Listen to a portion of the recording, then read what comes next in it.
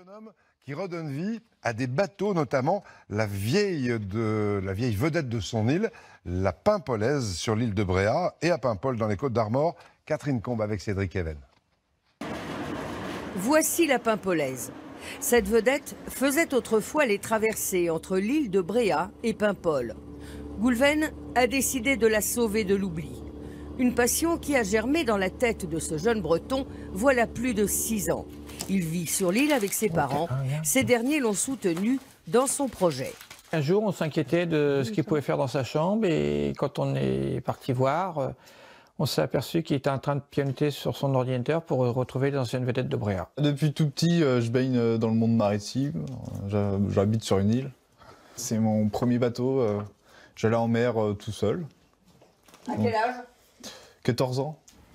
Bah c'est moi. Retaper ce bateau, un travail de mémoire. Ah non. Chaque personne a un petit mot à dire de ses traversées sur ses vedettes parce que le confort n'était pas là, il pleuvait, mauvais temps.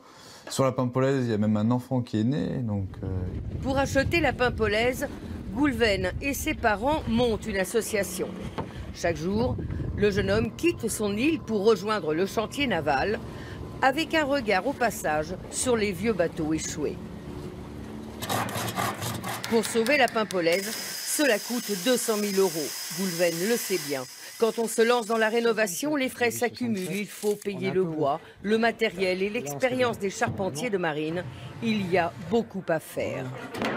On a les traves à refaire, ça c'est une grosse partie du navire, parce qu'il faut revoir aussi, du coup, tout le bordage.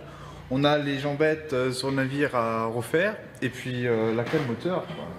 Goulven souhaiterait présenter la Paimpolaise à l'Armada de Rouen l'été prochain. Pour cela, avec son association, il espère trouver les fonds nécessaires afin que devienne réalité ce qui fut un rêve d'enfant.